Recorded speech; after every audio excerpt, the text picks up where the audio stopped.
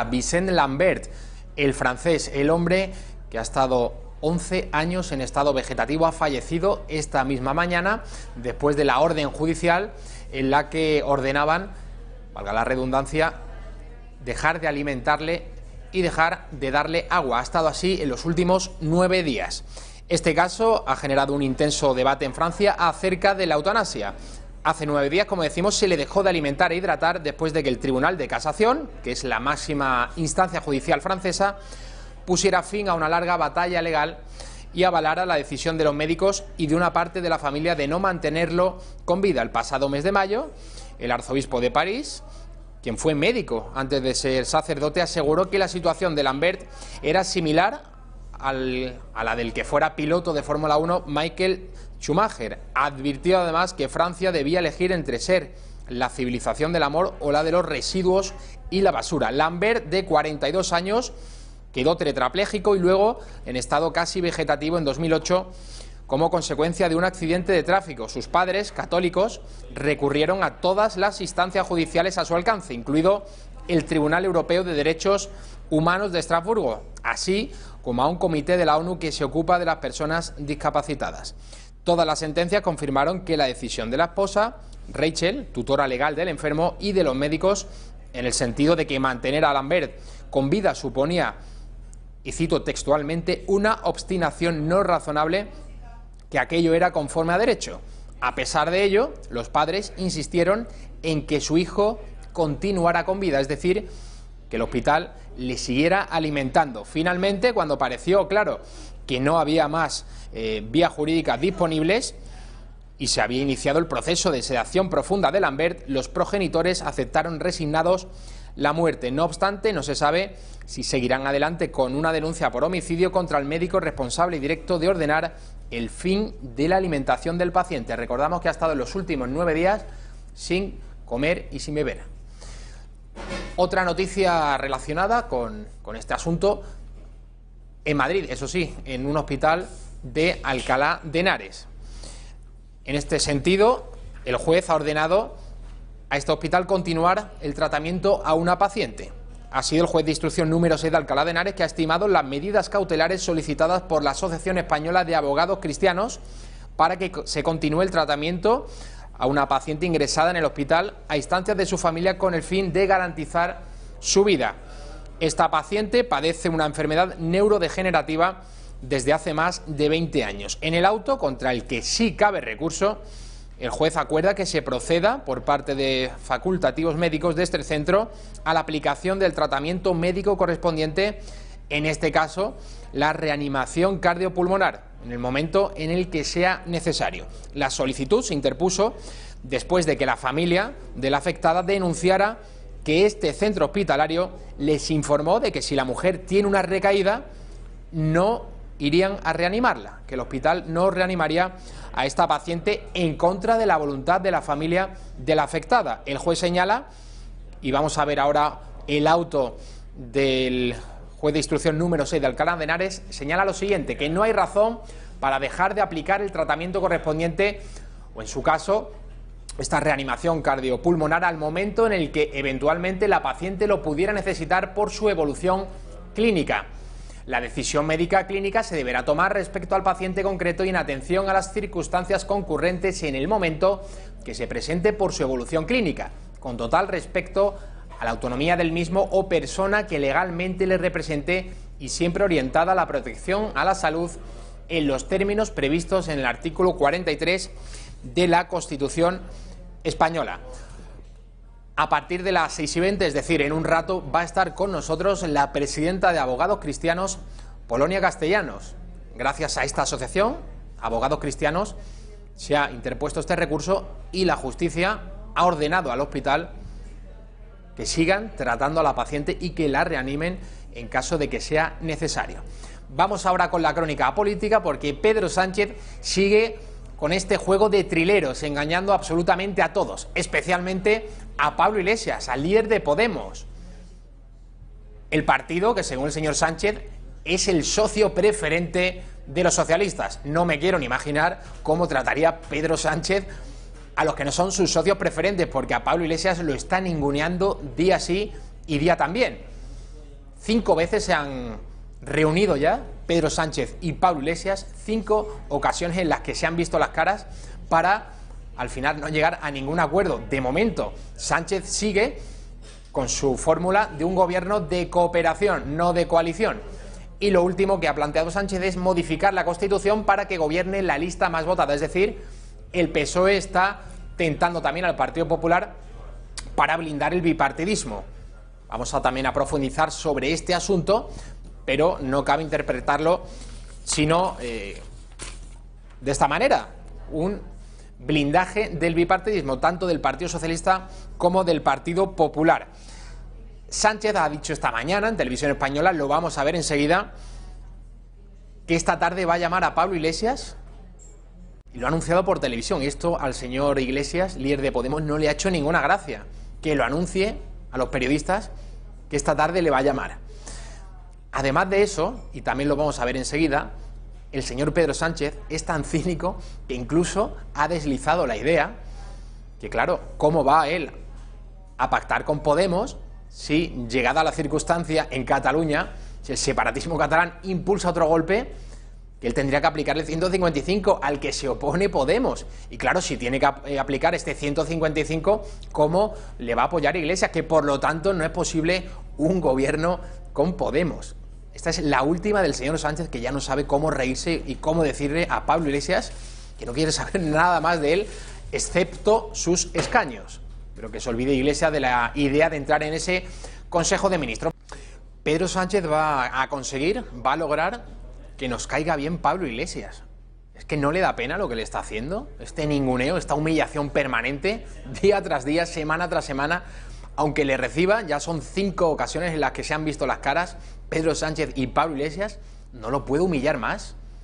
De esta manera, o están haciendo un paripé muy bueno y en septiembre tendremos gobierno, y todo lo que se están diciendo ahora es fruto del juego político que Iglesias tiene que no apoyar en esta votación del 23 de julio y la del 25 de julio, 48 horas después, si Sánchez no logra ser investido en el Congreso de los Diputados, y que ya en septiembre saldría in extremis, pero saldría adelante la investidura del líder socialista. Eso, o realmente de verdad, lo de Pablo Iglesias es digno de estudio. Un señor que hace unos años le daba miedo absolutamente a todo el mundo y que ahora está suscitando lástima más que otra cosa. Vamos a seguir analizando esa propuesta del Partido Socialista de reformar el artículo 99 de la Constitución. ¿Con qué fin? Pues con el fin de blindar el bipartidismo, que no haya una segunda vuelta, es decir, que no se pueda votar que no en una sesión de investidura. Vamos a verlo. La verdad es que nuestro modelo, a partir de la Constitución, estaba más bien previsto para 2 grandes partidos, que son los que han estado gobernando nuestro país. La situación ahora es distinta, nuestra sociedad es más plural, lo cual es lógico después de 40 años de ejercicio de libertades. Ocurre en España y en otros países, y nuestro artículo 99 pues no estaba previsto para estas situaciones. Habrá que hacer una reflexión común, leal, sosegada entre todos, y llegar a un acuerdo, que lo mejor sería por unanimidad, para la modificación del artículo 99. Es decir, que gobierne la lista más votada, pero tras 40 años de democracia, ¿ahora se dan cuenta de este tipo de cuestiones? Claro que lo que ha cambiado es que ya no hay bipartidismo, que PP y PSOE no se reparten el pastel como sucedía hace solo unos años.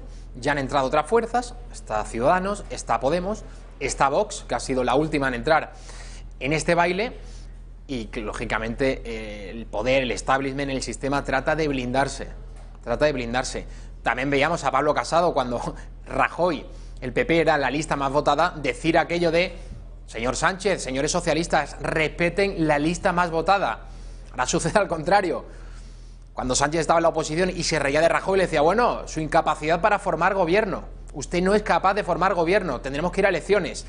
Ahora los papeles han cambiado y es el PP el que acusa al señor Sánchez de bloquear las instituciones. Aquí, desde luego, cada partido cuenta la película como más le conviene. Vamos a ver más reacciones. En este caso, Josep Borrell, ministro de Exteriores en funciones, que asegura que los socialistas no quieren repetir elecciones generales. Pues el Partido Socialista está en eso. Está en eso el presidente del Gobierno en funciones y secretario general, el primero. No tenemos ningún interés en que se repitan las elecciones. España necesita un gobierno cuanto antes, el mundo nos separa. Yo como ministro de Exteriores en funciones no puedo decir, espero este momento que estoy en funciones. No, la vida sigue y va a prisa. España necesita un gobierno y están todos los elementos sobre la mesa. Es cuestión de que unos u otros desbloqueen la situación y dejen gobernar al único que puede hacerlo, que es el Partido Socialista. Irene Montero sigue con el discurso de que el Partido Socialista tiene que negociar, prácticamente lo que ha dicho Pablo Iglesias unas horas antes, que nada de gobierno monocolor, y lógicamente en el PSOE están aprovechando esta circunstancia para decir, el señor Iglesias solo quiere hablar de sillones, está obsesionado con una cartera ministerial, quiere entrar en el Consejo de Ministros a toda costa. Vamos a escuchar a Montero. Queremos un acuerdo integral de gobierno con el Partido Socialista, proporcional a lo que han votado los españoles y asumiendo nosotros nuestra posición, que es más modesta que la del Partido Socialista, porque los españoles quieren que sea Pedro Sánchez el que lidere ese gobierno. A partir de ahí, creo que el Partido Socialista tiene que, insisto, reflexionar y entender que igual que cuando no se tiene mayoría absoluta hay que negociar los programas, también cuando no se tiene mayoría absoluta hay que negociar los equipos. Y si ahora siguen con esta estrategia de investidura fallida para intentar buscar el apoyo de la derecha, creo que más temprano que tarde, de verdad, entenderán esto último. Partido Nacionalista Vasco. Hay quien dice que lo que en realidad es la democracia española es aquel sistema que cada 4 años vamos a votar y al final es el PNV el que decide quién gobierna. Esto es una broma, pero tiene lógicamente su parte de realidad. El PNV ha pactado con el PP cuando ha interesado a ambas partes y ahora se ha convertido en un socio del Partido Socialista, de Pedro Sánchez. Antonio Ortúzar, presidente del PNV, quiere ver la botella medio llena en ese posible acuerdo PSOE-Podemos. Bueno, yo creo que él, me da la sensación, porque también he hablado con Pablo Iglesias, me da la sensación de que los dos piensan que va a ser el otro el que va a ceder. Y esto suele ser la peor de las cosas, porque al final no cede nadie, ¿no? Y las cosas se van enconando, ¿no? Desde la semana pasada aquí, yo creo que las cosas han empeorado. También es verdad que a veces las cosas para que se solucionen tienen que ponerse muy mal. Veamos la botella medio llena. ¿Y cómo están las cosas en Madrid? Pues parece que mucho mejor. Están acercando posturas Ciudadanos, Partido Popular y Vox. Esta mañana la entrevista que concedía Santiago Abascal en Antena 3 con un tono muy conciliador. Ayer ya veíamos la reacción de Iván Espinosa de los Monteros después de esa sesión en la Asamblea de Madrid, un tuit que escribió al señor Espinosa de los Monteros diciendo que le había gustado el discurso de Díaz Ayuso y, ojo, también el de este señor, Ignacio Aguado, líder de Ciudadanos. Parece que están condenados a entenderse. Ha dicho también Espinosa de los Monteros en el día de hoy que todos van a tener que ceder y no descartan un pacto más pronto que tarde. Ayer ya lo comentábamos en este programa, que seguramente tengamos gobierno en Madrid en julio y en Murcia también. El de Murcia incluso la semana pasada. Ayer por la noche Isabel Díaz Ayuso proponía, para tratar de desbloquear la situación, en lugar de firmar un documento las 3 partes, que en el diario de sesiones Ciudadanos se comprometiese a cumplir los acuerdos y Vox de la misma manera durante esa votación de investidura. Vamos a verlo. Hay un texto que, aunque está pactado entre PP y Ciudadanos, incorpora las medidas principales de Vox y luego también hay muchas opciones para unirnos en el futuro. Una que propusimos ayer, es que ahora que está tan de moda el tema de los textos, ¿no? De un texto a 3, entonces tú firmas, yo firmo, creo que es muy importante y podemos encontrar un punto de encuentro en el diario de sesiones, que no hay nada al final más dialogado y dialogante que una intervención parlamentaria. Entonces, en un debate de investidura lo que podemos hacer y comprometernos es a proponer o a comprometernos a una serie de medidas comunes, a reflejar públicamente qué estamos dispuestos a defender juntos y ya a partir de ahí cada partido tiene sus puntos de vista. Una buena noticia en Crónica Catalana, porque en el día de hoy el Tribunal Supremo ha confirmado la situación de rebeldía de Carlos Puigdemont y del resto de huidos. Tanto el expresidente de la Generalidad como el resto de huidos van a seguir siendo procesados rebeldes. Así lo ha dictaminado el Supremo, que ha confirmado 2 de las últimas decisiones del juez Pablo Llarena, instructor de la causa contra los líderes separatistas que quedaban pendientes. La situación de rebeldía del expresidente catalán, así como del resto de procesados huidos, acordada en julio del año 2018, y la suspensión para cargo público de los que ocupan un escaño en el Parlamento catalán en virtud del artículo 384 bis de la Ley de Enjuiciamiento Criminal. La Sala de lo Penal ha rechazado los recursos presentados por Puigdemont, Clara Ponsati y Luis Puig, a los que se adhirieron Meritxell Serret y Toni Comín, contra la declaración de rebeldía, al entender que se dan los requisitos legales para adoptar esa decisión. Además, ha desestimado el recurso del propio Puigdemont, al que se unieron también Serret y Comín, contra la suspensión automática de funciones, por entender que se trata de una medida cautelar que es proporcional a la gravedad de los hechos. Hace unos días, el señor Torra, presidente de la Generalitat de Cataluña, acusaba al Ministerio de Exteriores de espiarles en eso que se conoce como las embajadas que la Generalitat de Cataluña, desgraciadamente, tiene en tantos lugares del mundo. Hoy el señor Borrell, ministro de Exteriores en funciones, le ha respondido. Vaya. Bueno, pues ni Cataluña tiene embajadas, porque las embajadas las tienen los estados, ni el Ministerio de Asuntos Exteriores tiene espías. Y como cada día, la sección que el señor Rafa Núñez Huesca, conductor, director y presentador de la redacción abierta del Mediodía, tiene este programa, La Estocada, en el que analizamos el que entendemos que es el tema del día o algún asunto interesante que nos apetece comentar y reflexionar acerca del mismo. Este es el que ha elegido en el día de hoy Rafael Núñez Huesca.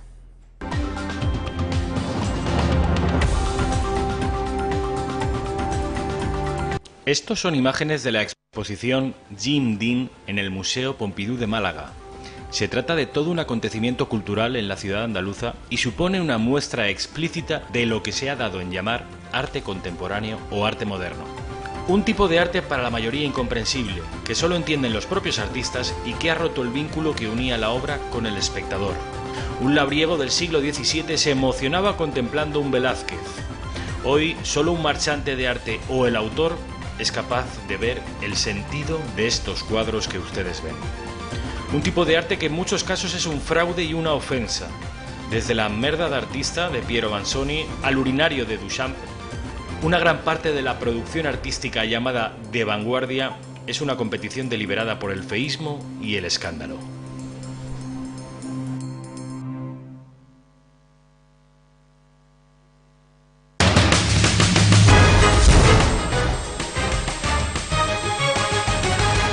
Seguimos en la redacción abierta, a la que se incorpora Polonia Castellanos, que es presidenta de Abogados Cristianos. Muy bienvenida, Polonia. Muchísimas gracias, Javier. Sin duda una buena noticia que celebrar. Abríamos este espacio informativo contándoles la mala noticia, que era el fallecimiento de Michel Lambert en Francia. 11 años ha estado luchando contra la muerte y ha estado los últimos 9 días, por orden judicial, sin comer y sin beber. No le han hidratado, no le han dado alimentos, pero en España, en Alcalá de Henares, la Asociación Abogados Cristianos ha logrado, si no me equivoco, el juzgado de instrucción número 6 ha ordenado a este hospital, a este centro médico sanitario, que pueda reanimar, que pueda dar el tratamiento que sea necesario en el caso a una paciente que, si nuestros datos son correctos, padece una enfermedad neurodegenerativa desde hace más de 20 años. Polonia. Sí, eso es. Se pone en contacto con nosotros la familia de María Teresa porque ella tiene un problema neurológico, ella necesita ayuda para las actividades básicas de la vida diaria, pero ella tiene una vida tan digna como la tuya, como la mía o como la de cualquiera. Ella es una luchadora, ha acudido al hospital, pero ella quiere vivir y ella está luchando. Lo que pasa es que los médicos del Hospital de Alcalá de Henares dicen a la familia que María Teresa es una paciente muy costosa y que, llegado el momento, a pesar de que evoluciona de forma favorable, si hay que reanimarla, una RCP, que es algo que se da con relativa frecuencia, que no es algo extraordinario, que no lo van a hacer. Entonces la familia se pone en contacto con nosotros, inmediatamente interponemos medidas cautelares. Cuando al juez le llegan nuestras medidas cautelares, el juez, con buen sentido y con buen criterio, pues lo que hace es pedir a un médico forense especialista que vaya a examinar a María Teresa, que compruebe su historial clínico y su situación.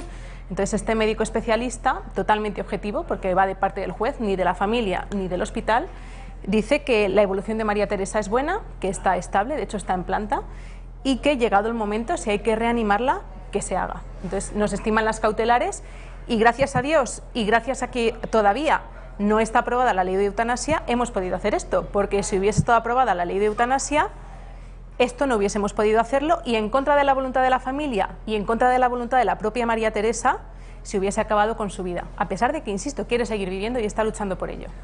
En este asunto de la eutanasia, aunque desde el Hospital de Alcalá de Henares dice que no se trata en absoluto de la eutanasia, pero ya estamos viendo cómo se está aludiendo a motivos económicos. Como sucedió con el aborto, y esta es mi opinión, Polonia no tiene por qué compartirla, en el año 85 se aprueba la ley en España, y como sucedió también en Estados Unidos, cuando la Corte Suprema, en el caso de Roe contra Wade, pone siempre un caso extremo para tratar de hacer la excepción norma general. Y ahora vemos cómo con la eutanasia, los pasos que se vienen dando hacia adelante, Holanda, por ejemplo, que es el primer país europeo en aprobar la eutanasia, lo que hay de fondo es, yo creo, una de las causas de que muchos estados quieran aprobar la eutanasia es por ahorro económico, porque mantener a personas en hospitales es caro. Y, en fin, también el Estado, para otro tipo de circunstancias, se podría ahorrar el dinero también de las pensiones en el caso de que lo estén cobrando. O sea, que es una deshumanización tremenda, ¿no? Exactamente. De hecho, el primero que aprueba la eutanasia es Hitler. Entonces, no pensemos que la eutanasia es una obra de caridad. No, es acabar con la vida de una persona. Una vida, todas las vidas son dignas, estupendamente digna. De hecho, en Holanda, los últimos datos del Ministerio Público holandés nos dicen que 431 personas, que son unas cuantas, en el último año, a pesar de estar en contra de la eutanasia, se les ha suministrado. Es decir, no es un caso, como bien dices tú, un caso aislado que nos puede resultar lacrimógeno, no. Es que además de ese caso aislado, 431 personas que no querían morir, se les ha proporcionado la eutanasia. Y evidentemente es un negocio. De hecho, los mismos que están involucrados en la eutanasia, o muchos, están involucrados en el aborto. Y lo que hemos encontrado nosotros estudiando los casos de eutanasia es que para que te proporcionen la eutanasia ni siquiera lo hacen de forma altruista. Tienes que ser socio, es decir, para que vayan a liquidarte tienes que ser socio. Y además después te piden el legado y te piden la herencia, que es algo que también, con lo que también se nutren. Entonces, por supuesto que la eutanasia no es una obra de caridad, es un negocio, igual que el aborto es el negocio de la muerte, es el derecho a matar por parte de los chiringuitos de la eutanasia. Y además nos encontramos cosas como el caso de Holanda, que a mí no me gustaría que pasase en España. Es decir, si a 431 personas en contra de su voluntad se les proporciona, a mí me daría miedo que un familiar mío, que un ser querido, fuese a un hospital porque no sabe si va a salir o no. Es decir, puede ser porque sea una persona cara, un paciente caro como María Teresa, pero es que mañana el caro podemos ser tú o yo o cualquiera de nosotros. Polonia, la principal razón por la que el hospital se negaba a seguir administrando ese tratamiento es solamente la económica, porque han dicho que no tiene nada que ver con la eutanasia, y leo, y cito textualmente, estamos tratando a la paciente con las mejores condiciones posibles. Bueno, lo que ha estimado el juez es en base al criterio de un facultativo imparcial y objetivo. Es decir, no lo decimos nosotros, no lo dice un juez, no, lo dice un médico especialista que ha visto la situación de María Teresa. Yo sé que han salido otros médicos diciendo otras cosas, pero el que la ha visto es es el facultativo que ha metido este informe y que dice que es procedente una RCP llegado el momento. No se trata de encarnecimiento terapéutico, porque la RCP lo primero es que no provoca sufrimiento en María Teresa, y además es una técnica que es bastante usual, que dura 2 minutos. Es una técnica además muy corta. ¿Qué entendemos por encarnecimiento terapéutico? Es algo que hace sufrir a la paciente y que no va a mejorar su estado. Entonces, en este caso, si María Teresa evoluciona de forma favorable, está estable y por una parada que en un momento se la puede reanimar y sigue adelante, pues ¿por qué se la va a negar? Cuando además es su voluntad que siga. Entonces, por supuesto que hay que invertir, pero en cuidados paliativos, hay que invertir en ayudas a la dependencia y en investigación, pero porque haya personas que a lo mejor están más indefensas, no podemos acabar con ellas. Quiero decir, un Estado democrático y un Estado que evoluciona tiene que dar protección a todos y especialmente a los más indefensos. Y este caso es un caso claro de eutanasia pasiva, igual que el de Vincent Lambert. Vincent Lambert dicen que no sentía, pero cuando su familia le comunicó que iban a quitarle el agua y la comida, es decir, matar a alguien de hambre y sed, que tampoco es muy agradable y es doloroso, eso sí que es doloroso. Eso sí que es encarnizamiento. Eso sí que es encarnizamiento y doloroso. cuando le dijo a su familia esto, él se puso a llorar. O sea, son personas que sienten que tienen una vida totalmente digna. Y por supuesto que María Teresa también siente, y en este caso era una eutanasia igualmente pasiva, porque significaba que algo necesario, que era la RCP, no se le iban a proporcionar llegado el momento. ¿Cuánto tiempo Polonia lleva María Teresa ingresada en el hospital? Pues yo creo que lleva desde el 4 de julio. Pero ya digo, no la han llevado a la UCI en ningún momento, por lo que nos dice la familia, y ella está estable.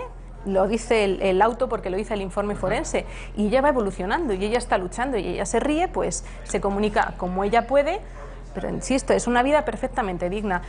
Vamos a recordar la resolución judicial, cuáles son los puntos más importantes, esa orden que gracias también a abogados cristianos lógicamente va a permitir que este hospital de Alcalá de Henares tenga que seguir con el tratamiento de María Teresa. Dice el juez de instrucción número 6 de Alcalá de Henares: no hay razón para dejar de aplicar el tratamiento correspondiente, en su caso reanimación, al momento en el que eventualmente la paciente lo pudiera necesitar por su evolución clínica. Añade también el juez que la decisión médica clínica se deberá tomar respecto al paciente concreto y en atención a las circunstancias concurrentes en el momento que se presente por su evolución clínica, con total respeto a la autonomía del mismo o persona que legalmente le represente, y siempre orientada a la protección a la salud en los términos previstos en el artículo 43 de la Constitución. ¿A qué alude, Polonia, este artículo 43 de la Constitución española? Alude a la protección de la salud. Mucha gente nos ha preguntado, ¿pero la paciente lleva un testamento vital? Bueno, es que no es necesario. Es que con el artículo 43, cualquiera que vaya a un hospital se debería luchar por su vida. Insisto, también nadie está a favor del encarnizamiento terapéutico, pero con técnicas básicas como la RCP, pues si llega el momento que se necesita, pues por supuesto que se puede proporcionar. Y una persona no tiene que decir, oye, que quiero seguir viviendo, porque es que eso se presupone a día de hoy, porque afortunadamente no está aprobada la eutanasia. Si estuviese aprobada la eutanasia, pues tendríamos un problema de 431 personas, por ejemplo, como pasa en Holanda, que a pesar de estar en contra, pues que acaban con su vida. Insisto, la eutanasia es un negocio y es el derecho a matar, porque vida digna tenemos todos.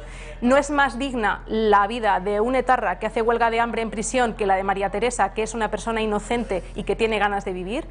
Y vida digna tenemos todos, por eso invirtamos en cuidados paliativos, en ayudas a la dependencia, pero nunca en el derecho a matar. En estos casos yo siempre hablo, ya sea el aborto o ya sea la eutanasia, en los eufemismos, ¿no? En cómo se manipula el lenguaje. Se dice lo de la muerte digna, siempre se trata de revestir lo que es la verdadera situación, ¿no? El caso de Vincent Lambert, del francés que ha muerto después de estar los últimos 9 días sin que le diesen de comer ni de beber. Cuando se lo comunicaban, has dicho anteriormente, Polonia, que él lloró. Se puso a llorar, evidentemente, porque a lo mejor quería seguir viviendo también.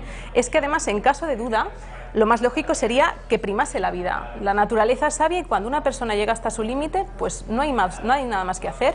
Pero en este caso, matar a una persona de hambre y de sed, además que conlleva un sufrimiento, además él expresó que no quería porque se puso a llorar. Polonia Castellanos, presidenta de Abogados Cristianos, muchísimas gracias por estar con nosotros y muchísimas gracias también por llevar adelante el caso de María Teresa, de momento de manera satisfactoria. Pues muchísimas gracias, ahí seguiremos luchando porque triunfe la vida en lugar de la muerte. Nos vamos a marchar a la publicidad. A la vuelta, Pepe Rubio, vamos a analizar esos pasos adelante que se están produciendo. A estas horas en Murcia están reunidos Partido Popular, Ciudadanos y Vox. Y en la Comunidad de Madrid parece que el giro ha sido de 180 grados.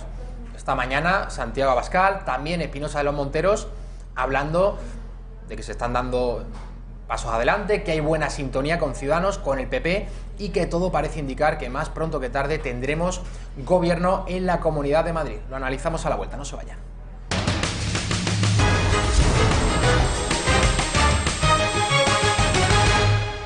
Seguimos en la redacción abierta, a la que se acaba de incorporar Pepe Rubio. Pepe Rubio Morales Arce. Siempre ¿Qué tal, se me olvida tu segundo apellido. No pasa nada. Muy bienvenido, tardes. Pepe. Muchas gracias. Bueno, se están dando buenos pasos adelante. Hay mejor sintonía que antes directamente no la había entre Ciudadanos y Vox. Esto al menos es lo que están diciendo los líderes de los 3 partidos, Ciudadanos, Partido Popular y Vox. Esta mañana, antes veíamos un extracto, un adelanto de la entrevista que concedía Santiago Abascal en Antena 3. Ya estas semanas, hoy estamos a jueves, el lunes Abascal propuso, recordemos, Pepe, un encuentro a 3, con Casado y con Rivera, en el Congreso. Por la mañana del martes, Casado sí acudía a esa reunión, no así el señor Rivera, que para maquillar el nuevo feo, el nuevo desprecio a Vox, lo que hacía por la tarde era dividir las cuestiones. Madrid por un lado y Murcia por otro. En Murcia nos reunimos, pero no los tres líderes, no Abascal, no Casado y no Rivera, sino los líderes regionales de los partidos. Y en Madrid 3/4 de lo mismo. Se sentaban en una mesa Isabel Díaz Ayuso del PP, se sentaba en la mesa Rocío Monasterio de Vox y finalmente Ignacia Aguado de Ciudadanos. Era un paso adelante y al menos Ciudadanos había, bueno, por decirlo así, roto el cordón sanitario al que venía sometiendo a Vox desde el principio. Y escuchando a los distintos líderes, Pepe, parece ser que vamos a tener acuerdo y gobierno más pronto que tarde. Yo sigo pensando, como dije el otro día, que a nadie, a ninguno de los tres partidos le interesa elecciones y al final se tienen que acabar entendiendo, ¿no? A Ciudadanos y a Vox por una supuesta pérdida de votantes que puedan volver a un voto útil al PP, y al PP ahora mismo puede gobernar tanto en Madrid como en Murcia, no se la puede jugar a que la izquierda en una futura repetición de elecciones pueda sumar mayoría. Así que van a tener que llegar a un acuerdo sí o sí, porque el precio es muy alto para todos, yo creo. Vox ya incluso ha cedido en una cosa, ha dicho que ya no necesita el documento firmado por Ciudadanos y por PP, o sea, un documento firmado por las tres partes, Vox, Ciudadanos y Partido Popular. Y lo que proponía anoche, y lo vamos a volver a escuchar Isabel Díaz Ayuso en Es Radio, es que en el diario de sesiones los partidos se comprometan, pues, a cumplir con determinadas propuestas de ese gobierno PP Ciudadanos, pero al que Vox pretende que asuman partes fundamentales de su programa electoral. Vamos a recordar lo que decía la candidata del PP. Hay un texto que, aunque está pactado entre PP y Ciudadanos, incorpora las medidas principales de Vox, y luego también hay muchas opciones para unirnos en el futuro. Una que propusimos ayer, es que ahora que está tan de moda el tema de los textos, ¿no? De un texto a tres, entonces tú firmas, yo firmo, creo que es muy importante, podemos encontrar un punto de encuentro en el diario de sesiones, que no hay nada al final más dialogado y dialogante que una intervención parlamentaria. Entonces, en un debate de investidura lo que podemos hacer y comprometernos es a proponer o a comprometernos a una serie de medidas comunes, a reflejar públicamente que estamos dispuestos a defender juntos, y ya a partir de ahí cada partido tiene sus puntos de vista. Esto del diario de sesiones parece una ocurrencia. Ya vimos lo que le valió a Vox firmar el documento en el ayuntamiento con el PP, un documento que recogía de manera muy explícita concejalías de gobierno para el partido de Santiago Abascal. Y llegó por otro lado Ciudadanos, firmó otra cosa con el PP, que era sencillamente repartirse las 11 concejalías, 6 para el PP del señor Martínez Almeida, 5 para Ciudadanos de la señora Begoña Villacís, y Vox quedaba fuera del acuerdo que firmaba in extremis Teodoro García Gea con Javier Ortega. ¿Esto del diario de sesiones te parece papel mojado, ¿no? Me parece, bueno, efectivamente una ocurrencia de la futura presidenta de la comunidad. Personalmente creo que 4 años son muy largos, y que es verdad que para aprobar presupuestos, como se ha visto en Andalucía, para aprobar leyes, hace falta los votos de Vox, ¿no? Entonces yo creo que Vox sí que podrá, durante estos 4 años, bueno, pues ir jugando un poco, ir presionando un poco tanto a PP como a Ciudadanos. Yo creo que de los pactos, tanto de Murcia como de Madrid, los tres dirán que tenían razón, ¿no? Uno, que no han firmado un pacto, Ciudadanos; el otro, que han conseguido ponerlos de acuerdo a Ciudadanos y a Vox, el PP; y Vox diciendo que se han sentado los tres y que ya hay foto, ¿no? Entonces, bueno, creo que se está jugando un poco a eso, pero reitero que no creo que una repetición de elecciones favorezca a nadie ahora mismo. Iván Espinosa de los Monteros esta mañana ha hablado y ha reconocido que a nadie le conviene una hipotética repetición de elecciones. Vamos a verlo. En esta negociación nadie ha empezado a ceder todavía, porque la negociación todavía no ha empezado, o solo ha empezado hace muy poco tiempo, pero como es lógico, todo el mundo tendrá que ceder. Vox tendrá que ceder, Partido Popular tendrá que ceder y Ciudadanos también tendrá que ceder. ¿Cuántos? Pues cada uno en su proporción en relación a su peso proporcional.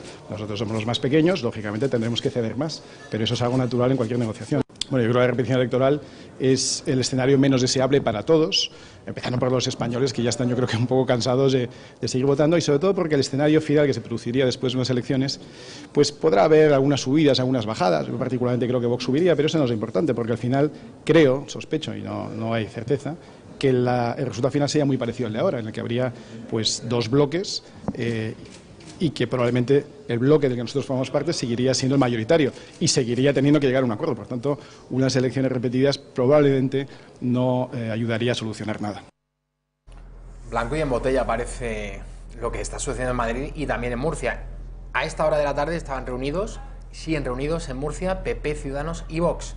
No cabe descartar, sino todo lo contrario, una sesión de investidura, en el caso murciano, la segunda, y en este caso habría fumata blanca, habría luz verde. López Miras, el candidato del Partido Popular, se convertiría en presidente de esta región.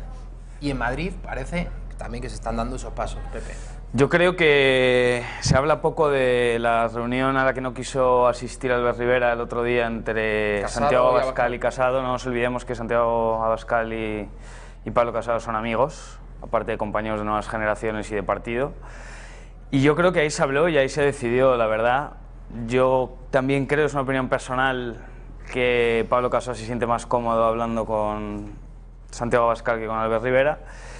Y creo que no se ha hablado de esa reunión, pero creo que se debería hablar más porque es ahí donde personalmente creo que se desatrancó la situación y se han podido seguir dando pasos adelante.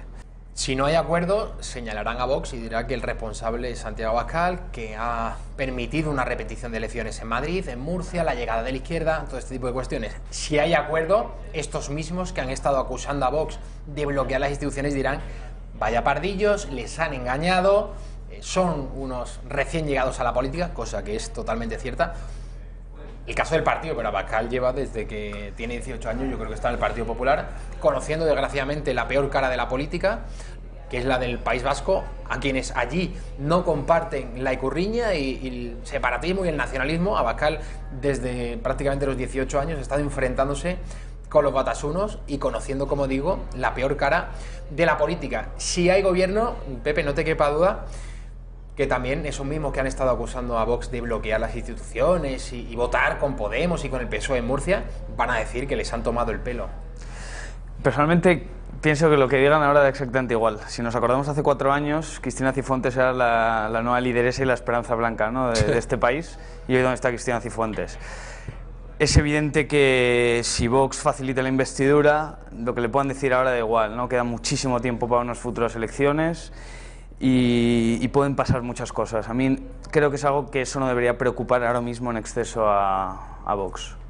Si tenemos gobierno en Madrid y tenemos gobierno en Murcia, que creemos que va a ser lo más probable y muy pronto, quizás en Murcia la próxima semana y en Madrid casi que este mes de julio también, si tenemos esos dos gobiernos, ¿en qué situación queda Albert Rivera? Que desde el principio ha estado negando el pan y la sal a Vox, que no se ha querido sentar con Santiago Abascal, que Casado el martes en el Congreso acudía a esa reunión. Yo creo que lo más lógico en política es hablar, sobre todo una situación como la de España, en la que no hay ya mayorías absolutas, que los partidos no tienen los votos que tenían antes, que es obligatorio, así lo han dicho los españoles, que lleguen a acuerdos, que pacten y que hablen. Rivera no se ha sentado con Abascal. Recordemos, 28 de abril, elecciones generales, 26 de mayo hubo municipales, autonómicas y europeas. En todo ese tiempo, el señor Rivera, que anteriormente, cuando Abascal presidía de NAES, la Fundación para la Defensa de la Nación Española, iba a las conferencias, y en esta misma casa, en el programa El Gato al Agua, Rivera y Abascal han compartido mesa muchas noches y casi que se lanzaban piropos. Bueno, ¿Quién ha cambiado ahí?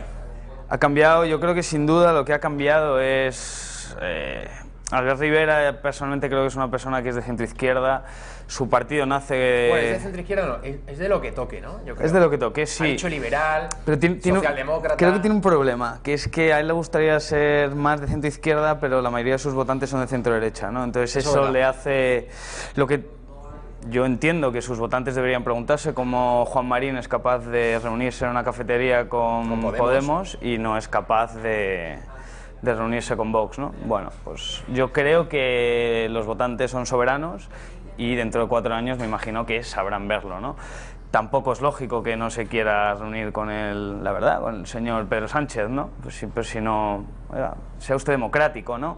A mí me sorprende mucho que el primer político que recibió a alguien a Rocío Monasterio en la Comunidad de Madrid fue Ángel Gabilondo, ¿no? Que hizo una ronda de consultas y recibió a la señora Monasterio. Evidentemente, seguramente no compartan absolutamente nada, muy poco en común, pero hay una normalidad democrática.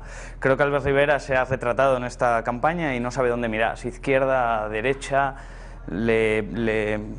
se le va gente de un lado por ser demasiado de derechas, luego no le dejan o le boicotean en el día del mal llamado orgullo gay, la gente por ser muy de derechas, ¿no? Luego por ser muy de izquierdas, Vox. Curioso, ¿verdad? Porque el cordón sanitario se lo aplica a Vox, pero no a la extrema izquierda, nunca les ha llamado ultras y nunca. Son los que le echan de las manifestaciones. El 8 de marzo, el Día Internacional de la Mujer, jornada secuestrada por el feminismo.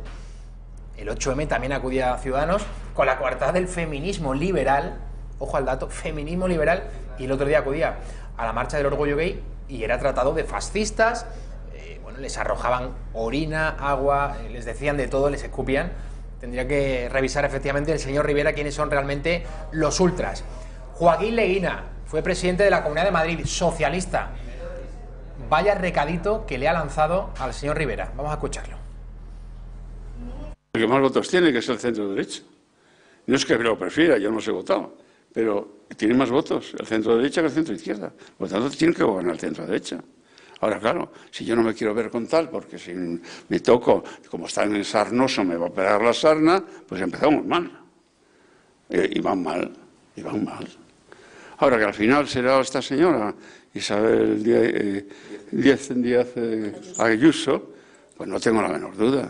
Dentro del centro derecha es el PP quien más votos ha sacado con diferencia, pues lo lógico es que sea ella y que la dejen gobernar. Dice una obviedad, ¿no? El señor Joaquín Leguina. Si hay más votos en el centro derecha tendrán que formar gobierno, pero claro, si hay una fuerza que cree que si pegándose a uno le entra la sarna, pues empezamos mal. Clara alusión a Ciudadanos. Creo que el gran artífice de todo esto es el señor Pedro Sánchez, ¿no? Cuando aprovechó la famosa foto de Colón para empezar a hacer su campaña electoral y avisar del peligro de las tres derechas, ¿no? Creo que Albert Rivera desde ese momento empezó a ver una estrategia política que la ha llevado a esto, a decir, oye, yo me separo de aquí, de Vox, ¿no? Creo que todo empieza ahí. Y personalmente creo que los votantes de Ciudadanos no lo entienden, porque al final hay mucho votante de derechas que realmente va a volver a votar seguramente el Partido Popular, mucho votante de izquierdas que con el giro relativo al centro izquierda, ampliando el espectro que está llevando Pedro Sánchez, volverán a votar al Partido Socialista, ¿no? Ya dijo Rosa Díez que de este señor no te podías fiar. Toda la razón, Rosa Díez. Qué pena que la mayoría de políticos le entre la lucidez cuando ya no están en política. Porque ya no tienen nada que arriesgar, claro, ya no tienen que aspirar al carguito. Pepe Rubio, muchísimas gracias por estar con nosotros. Harían bien los políticos en España, por cierto, cosa de la que se habla bastante poco, en proteger la agricultura nacional, por proteger a los trabajadores españoles. ¿Qué está pasando con la naranja española, con los cítricos? Muchos agricultores tienen que tirar las naranjas al campo, ni siquiera las recogen, no las pueden vender porque es que les sale de verdad más caro, no les merece la pena. Vamos a ver este vídeo que ha realizado nuestra compañera Patricia Tenorio. A la vuelta va a estar el youtuber Isaac Parejo, vamos a hablar del Partido Socialista, vamos a hablar también de la polémica entre Ciudadanos y el ministro del Interior, Fernando Grande Marlaska, a propósito de los hechos acaecidos el día del orgullo gay.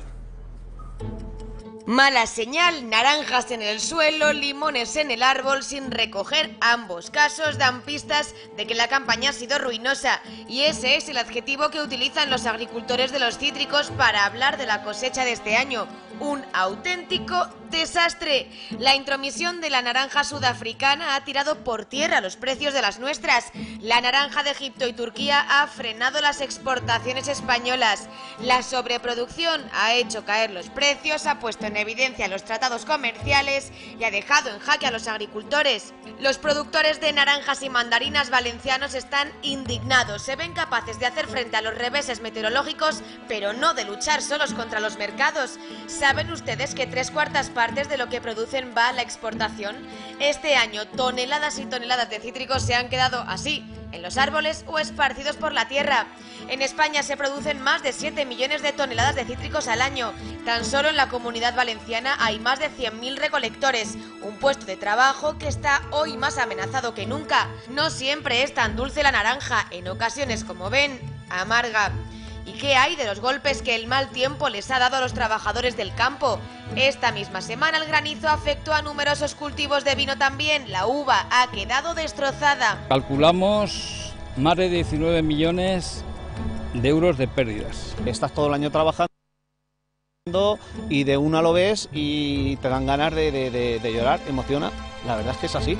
Estas son imágenes de los cultivos de viña en Requena, Valencia y estas otras en el Valle del Jerte. Los cerezos también sufren las consecuencias del mal tiempo en pleno verano.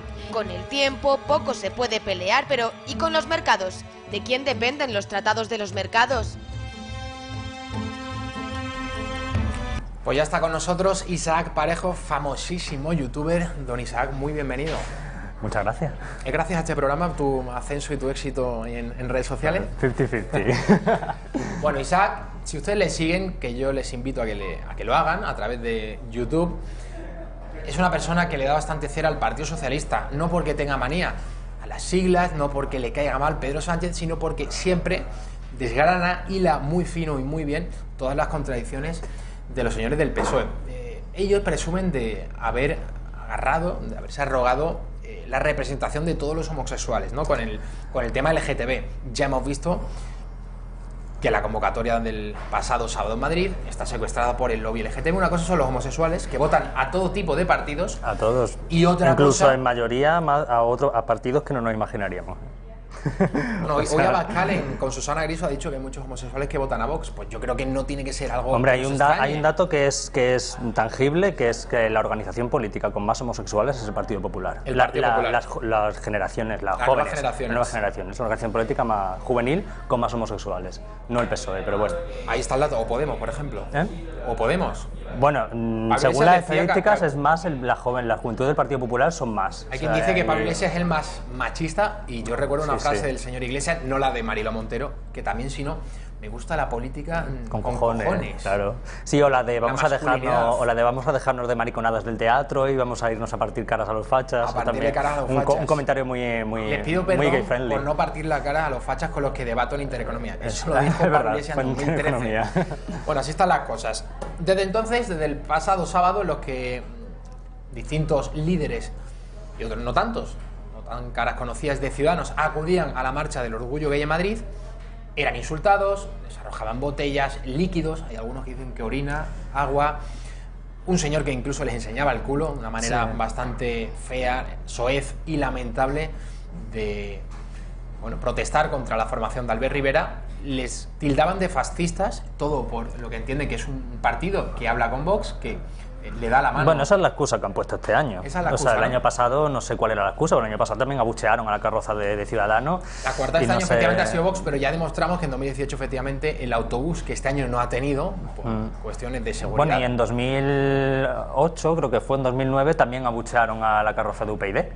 ¿Y cuál era la razón entonces? Si UPyD era Rosa Díez la única diputada, en fin, no tenía ninguna desde explicación. Desde el sábado se están tirando los trastos a la cabeza Ciudadanos y Fernando Grande Marlaska. Aquí viene el problema. Este señor es ministro de Interior, máximo responsable de la seguridad de todos los españoles. Y yo he venido diciendo todos estos días que se ha comportado más como un activista rosa que como el responsable de la seguridad de todos los españoles. Lejos de rectificar, Grande Marlaska, anteriormente un juez bastante respetable, por cierto, ha dicho lo siguiente. Actuaciones, conductas políticas tienen siempre consecuencias políticas, vuelvo a decirlo. Es una obviedad, pero lo seguiré diciendo. Y quien realmente pacta con la extrema derecha que de una forma clara, evidente y taxativa en documentos pide la limitación de derechos fundamentales, no solo del colectivo LGTBI, sino también de las mujeres, que se permite ante la violencia machista, ante la lacra de la violencia de género, tratar de desdibujar su entidad y su identidad, por lo que vuelvo a decir, quien pacta con ellas, que puede pactar perfectamente en el ejercicio, solamente faltaba de su derecho a decidir, tiene que responsabilizarse de las consecuencias. Viene diciendo en los últimos días Grande Marlaska que hay un partido, la ultraderecha, se está refiriendo lógicamente a Vox, aunque fíjense el matiz, jamás cita al partido, que quiere limitar derechos. Yo le invitaría al señor ministro del Interior, que diga cuáles son esos derechos que quiere limitar, que vaya punto por punto del programa y lo enseñe. Yo creo que sería bastante sencillo. Dice que quiere limitar los derechos de las mujeres. Aquí está lo mismo, lógicamente. Yo no sé todavía qué derechos quiere la derogación de la ley contra la Vox. violencia de género. Hay que recordar que esta ley conculca el principio de igualdad. Es que no es una ley que establezca en el mismo plano a los hombres y a las mujeres. Esto ya lo sabemos. Y respecto a los homosexuales, pues también estaría bien que dijese qué punto del programa de Vox limita los derechos de los gays y las lesbianas en España. No sé cómo está viendo tú esta polémica, Isaac. A ver, yo no... Desde el pasado sábado, con esos ataques. A mí no me... Bueno, para empezar lo del ataque, a mí me sorprende mucho el informe Marlaska, que dice que habla de 10 alborotadores, cuando yo es que lo vi con mis propios ojos, o sea, que yo estuve allí y lo vi. Y bueno, si fueron 10 alborotadores y lo de Ciudadanos eran 200, yo no entiendo por qué la policía tuvo que sacar a los 200 de Ciudadanos en lugar a los 10 alborotadores que había allí. El problema es que no eran 10, eran muchísimos más. O sea, se formó allí un tumulto que bueno, la manifestación se retrasó 2 horas. O sea, no empezó hasta las 10 de la noche, porque es que, claro, había una sentada, había gente tirando agua, tirando botellas, como has dicho antes, un señor del Partido Socialista que se puso a enseñar el trasero e militante del PSOE. Militante del PSOE y candidato a la alcaldía de un pueblo, que no me acuerdo cuál era. Y claro, o sea, me sorprende ver el informe, un informe que tiene errores tipográficos, no está firmado por nadie y que contradice a todos los sindicatos de la policía que han dicho lo que ocurrió realmente, que es lo que todo el mundo vimos allí y que el ministro intenta negar, claro, porque claro... Esto ha sido un informe del Ministerio para intentar salvarle el culo a Marlaska después de las declaraciones tan lamentables que hizo alentando la violencia contra Ciudadanos.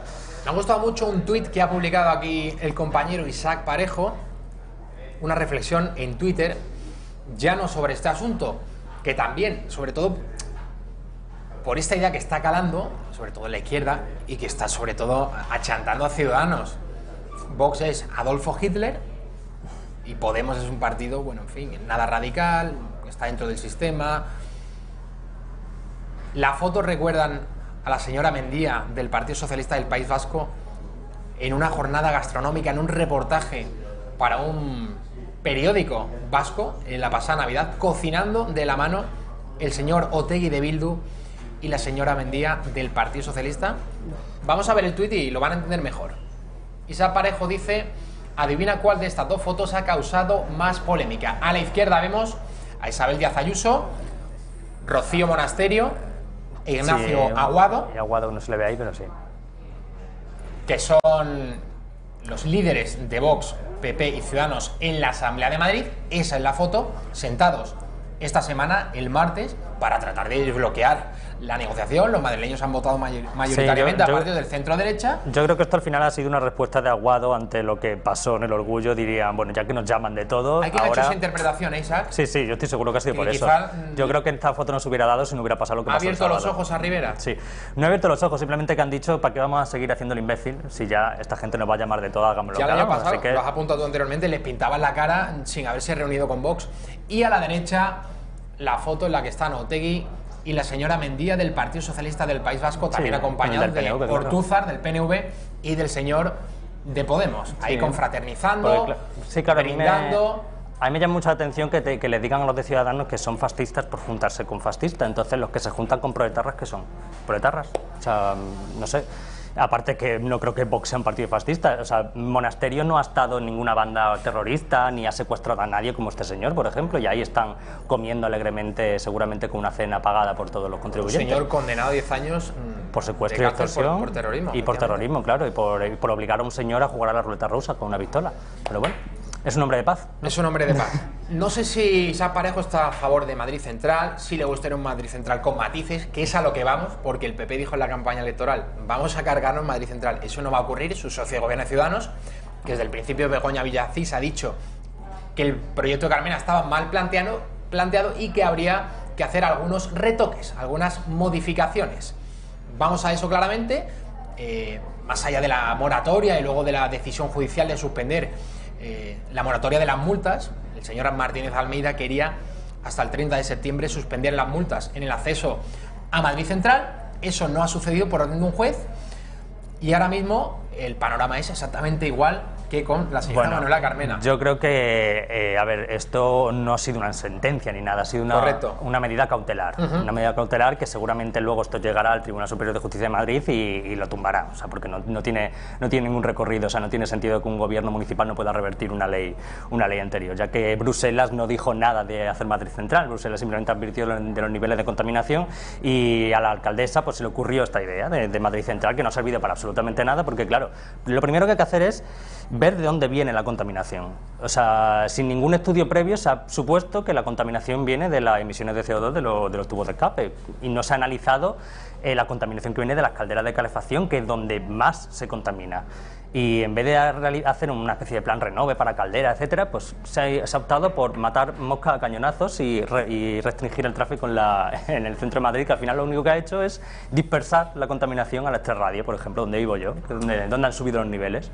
¿Esto no se dice? No, claro que no se dice. O sea, no lo dice ni el Partido Popular. Vamos a escuchar la reflexión de la ministra Rivera. Bueno, a mí no me cabe la menor duda de que Madrid Central va a avanzar y no retroceder. Yo creo que la Comisión Europea nos lo recuerda, creo que la Organización Mundial de la Salud nos lo recuerda. Lo que es más importante, los ciudadanos nos lo recuerdan. Creo que no hay ningún responsable institucional ni gubernamental a ningún nivel que pueda mirar para otro lado cuando de lo que se trata es de salud pública y de prestación de servicios de calidad. Cambiamos de asuntos. Vamos a hablar ahora de las manadas, sobre todo del tratamiento mediático de los grandes medios de comunicación, que son todos progres, que copan la hegemonía mediática en España, Mediaset y A3 Media, lo que algunos llaman el duopolio. Con el tema de las manadas, la de Sanfermines ocurría en julio del año 2016. Estamos ahora en Sanfermines, pues hace 3 Sanfermines. La manada de Manresa, ¿cuándo ocurría, Isaac? En octubre del 16. Verano, en octubre, sí. 3 meses después de los hechos de Pamplona. Sí, pero ha habido muchas más manadas. En Azuqueca de Henares, en Guadalajara, en Alicante, en otros puntos de Cataluña. La de Manresa, yo digo, y vengo manteniendo, Isaac, que los medios al final la han dado por la reacción del tío de la víctima. Recordemos, una niña de 14 años que fue violada por 6 salvajes que se iban turnando cada 15 minutos. Y el tío de la víctima, cuando acuden los presuntos violadores a la justicia, a la Sala de la Justicia de Barcelona, Palacio de la Justicia de Barcelona, intenta agredirles. Esas imágenes, que son muy impactantes, las reproducen, las difunden todos los medios de comunicación y por tanto ya es imposible no hablar de la manada de Manresa. Sí, también porque se estaba haciendo también mucha presión por parte de las redes sociales ante el caso que estaba silenciando. Se estaba metiendo mucha caña a los grupos feministas de por qué callaban. Entonces al final, bueno, dirían, vamos a montar 4 manifestaciones, que es lo que han sido en realidad 4 manifestaciones con lo de Manresa, y ya parece que hemos hecho algo, cuando en realidad no tienen ni punto de comparación con lo que pasó con las manifestaciones que ocurrieron en Pamplona. ¿Tú por qué crees, Isaac, que no se le ha dado tanta publicidad a un caso respecto al otro? ¿Cuáles son las diferencias que entiendes que a la hegemonía cultural progre le conviene publicitar un asunto y ocultar el otro? Yo no creo tanto que hayan sido porque son extranjeros, que también creo que ha sido por eso, sino más bien se le ha dado mucho más bombo a la otra por el tema de que uno es militar y el otro guardia civil. O sea, eso yo creo que ha sido clave ¿Sí? O sea, porque también ha habido otra manada, que no me acuerdo de dónde era, que ha sido de españoles y no se le ha dado tampoco difusión. Entonces ha sido más también porque ocurrió en verano, y en verano los medios de comunicación están más faltos de noticias, siempre pasa lo mismo, y una vez al año, 2 veces al año siempre se necesita un tema que explosione en los medios y que esté copando siempre los medios. Y el año 2016 fue la manada. Y yo creo que se fue de madre en todos los medios. Al final ha pasado lo que ha pasado.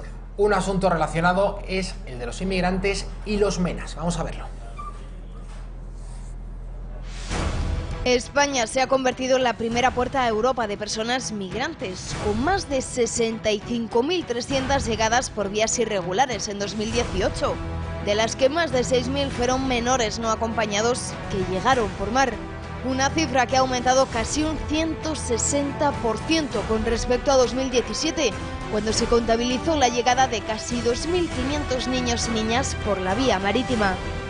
Y estas escandalosas cifras mucho tienen que ver con otro de los grandes problemas a los que se enfrenta España, los menas. los menores extranjeros no acompañados, es decir, niños o adolescentes de origen extranjero que se encuentran separados de sus padres, que no están a cargo de ningún otro adulto y que han llegado a España en los últimos años. A día de hoy ya hay más de 10.000 menas en nuestro país. Por ello, el juez de menores Emilio Calatayud alerta del problema que supone para España, porque asegura nuestros centros ya están saturados. Si es verdad, es que ya no se puede más. Y aparte hay que determinar la identificación de los menores. Hay que ver si son verdaderamente menores de edad. Y si son menores, tenerlos hasta los 18 años. Pero nosotros tenemos menores localizados a sus padres, pero los tratados internacionales entienden que está mejor en España en un centro de protección que con sus padres. ¿Por qué no revisamos esas cosas? Incluso el juez Calatayud tiene una cifra, atentos. Un MENA nos cuesta a los españoles unos 7.200 euros al mes. ¿Sabes cuánto nos cuesta el centro de internamiento para un chaval? 240 euros diarios. Escucha, si yo encierro a ese chaval más de 6 meses, cuando salga, que puede estar 5 o 6 años, que le he dado formación, educación, cultura, tal y que cual, encima se le da una paga de 430 euros. ¿Cómo lo va? ¿Eh? Eso no se dice. Pero entonces, ¿qué son los MENAs? ¿Menores que hay que proteger o delincuentes intocables? ¿Suicidio de los hombres? Seguimos con la corrección política o con la incorrección política que nos trae siempre el señor Isaac Parejo. Joaquín Leguina, no sé cómo te cae, un señor que fue presidente de la Comunidad de Madrid, del Partido Socialista, un poco así yo lo comparo a Rosa Díez, que se ha caído un poco del caballo. Sí, bueno, como todos los socialistas cuando se van de la política, que al final termina arreglando las ideas en su cabeza y termina haciéndose un poco más moderado. Siempre ocurre todo, con Corcuera, Leguina, Rosa Díez también. Ya saben ustedes que el tema de los suicidios, tradicionalmente la prensa no lo ha publicado. ¿Y esto a qué se debe? Según el señor Leguina, a que como 3 de cada 4 suicidas son varones, pues no interesa hablar de este asunto. No es que lo prefiera, yo no los he votado, pero tiene más votos el centro derecha que el centro izquierda. Por lo tanto, tiene que gobernar el centro derecha. Ahora, claro, si yo no me quiero ver con tal, porque si me toco, como está en el sarnoso, me va a pegar la sarna, pues empezamos mal. Se llama visibilidad. Que claro, si tú eres visible, el de lado no es visible. Entonces la visibilidad debía estar regida por lo importante del asunto, no por la presencia política de los implicados, ¿no? En fin, invisibilidad. No hay datos de suicidio en la prensa. Sin embargo, sí hay datos de suicidio en el INE, en el registro civil. Y bueno, una de las razones por las cuales no aparece en la prensa, creo yo, es que de cada 4 suicidios, 3 son varones y solo 1 mujer. ¿Qué pasaría, Isaac, si fuese al revés? Es decir, 3 de cada 4 fuesen mujeres las suicidas y solo un varón. Bueno, esto sería un escándalo, uno igual de los que, temas claro, que estuviese todos los días en la agenda pública. Ya se escandalizó Carmena por aquello de 16 asesinatos, 6 eran mujeres. O sea, ya era como un escándalo. Pues esto es lo mismo, pero claro, igual que lo de la violencia ejercida entre personas, o sea, que la mayor violencia es de hombre a hombre, no de hombre a mujer, y eso tampoco se dice nunca. Y con el suicidio, pues lo mismo. Isaac Parejo, youtuber, muchísimas gracias por estar otra semana más con nosotros en la Redacción Abierta. A vosotros. Nos vamos a publicidad. A la vuelta, Raquel Tejero nos va a decir si lo de Sánchez e Iglesias es una pantomima, si vamos a tener gobierno en septiembre. Ella nos va a aportar algunas claves, no se lo pierdan.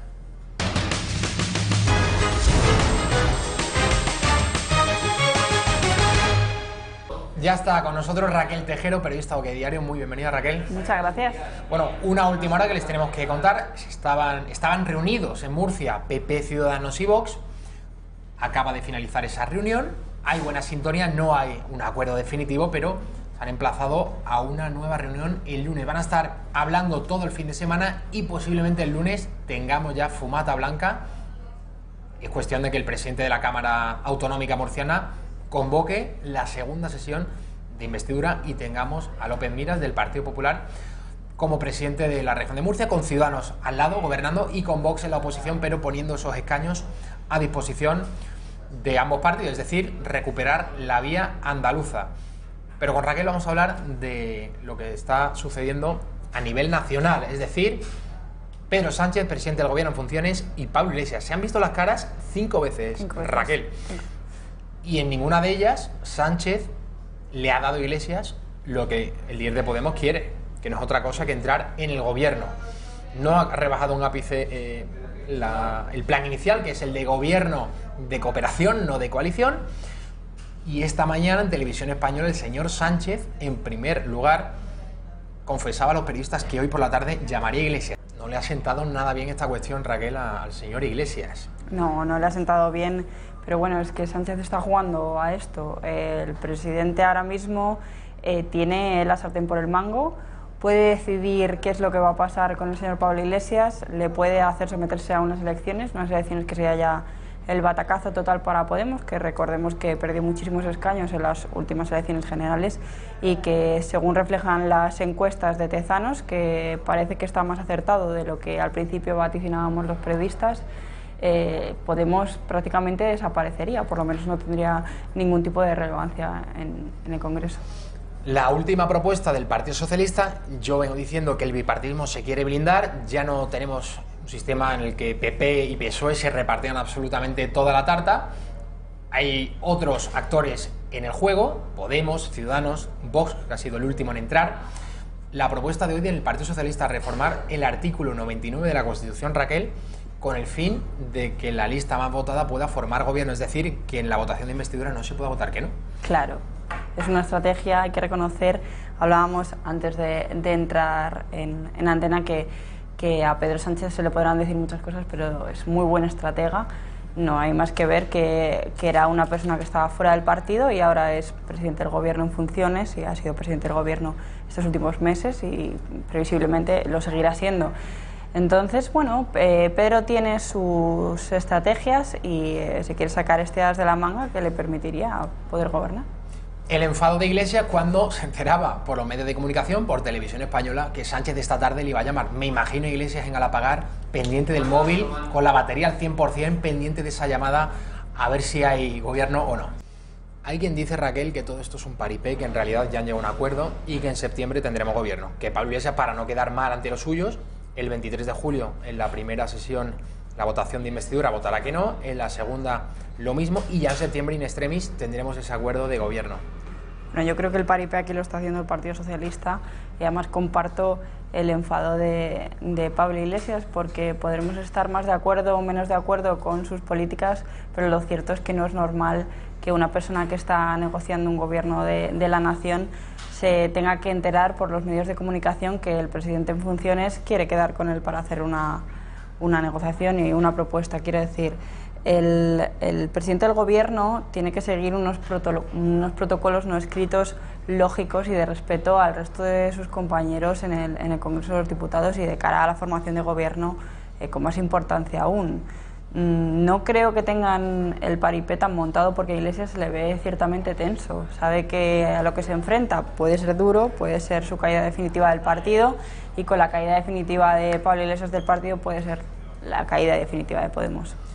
¿Cómo estará de seguro el señor Pedro Sánchez de que va a formar gobierno? Si no es ahora, es después del 10 de noviembre. Esa es la fecha señalada en el calendario en el caso de que tengamos que ir a nuevas elecciones generales, 10 de noviembre.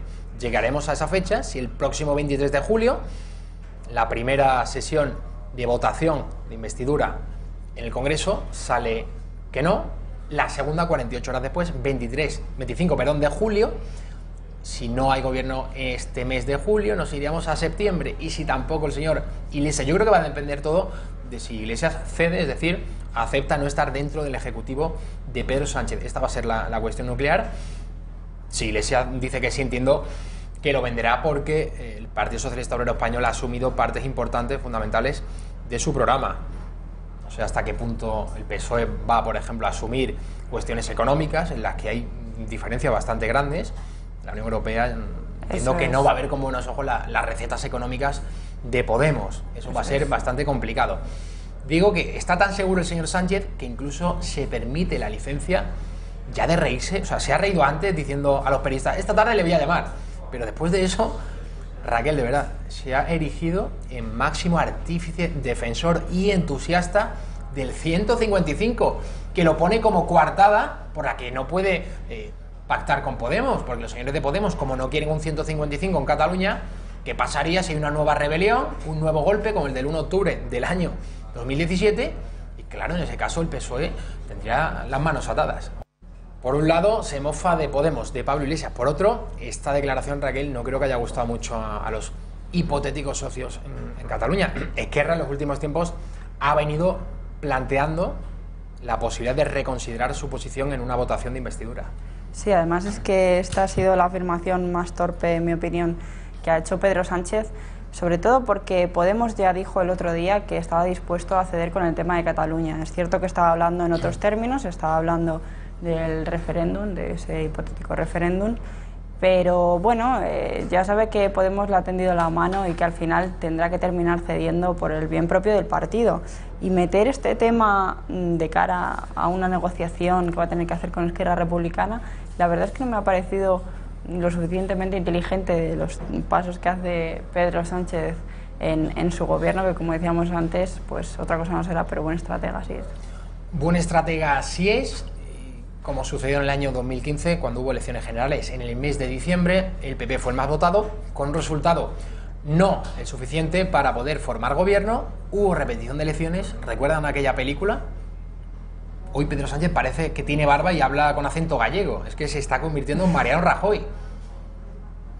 Y el PP, el señor Pablo Casado, que decía, hay que respetar la lista más votada. Esto lo decían en el PP, cuando era el PP la lista más votada.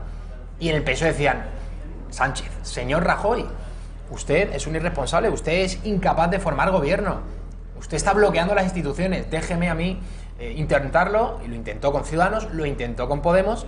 Recordamos aquella historia porque el señor Pablo Iglesias pidió muchísimas cosas, pidió tanto que entendimos que aquella oferta en realidad era un no es no a Pedro Sánchez. Por lo tanto hubo repetición de comicios. ¿Y a quién benefició esa repetición de elecciones? A la lista más votada, que fue la del PP de Rajoy.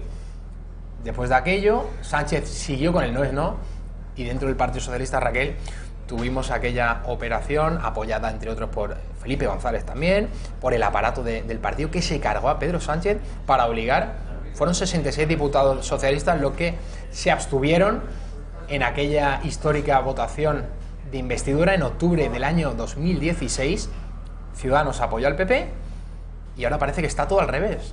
Está todo al revés. Los señores del PP, que pedían la lista más votada de la que tiene que gobernar, y Sánchez le echaba en cara a Rajoy, que estaba bloqueando, ahora se intercambian los papeles. Ahora es al revés. Justamente además le sacaron a Pablo Casado hace poco estas declaraciones porque dijo todo lo contrario hace unas semanas o un mes. Es lo que tiene la política, que lo que dices en medios de comunicación al final termina explotándote si no eres consciente de lo que has dicho. Y tú también tienes claro, Raquel, ejemplo... Perdona que te interrumpa, ¿tienes claro que si hubiera repetición de elecciones generales, la lista más votada, que fue la del PSOE el pasado 28 de abril, 123 escaños, Tezanos le estaba dando el 38-39%, en el último CIS, 39% al PSOE, que es una barbaridad? Una encuesta del diario.es, no sé si podemos recuperarla, Raquel, la encuesta del diario.es del día de ayer confirmaba la subida del Partido Socialista en 8 escaños, el PP subía a 13, Ciudadanos bajaba levemente, Vox bajaba también, ¿no? Creo que eran 6 escaños, y Podemos también caía. Claro, en tanto en cuanto el PSOE sube, son vasos comunicantes, Podemos va a bajar. Esta es la encuesta, Raquel. De 123 el PSOE a 131, que son 8. El PP hemos dicho que efectivamente sube 13, 66-79. Ciudadanos baja 5, 57-52.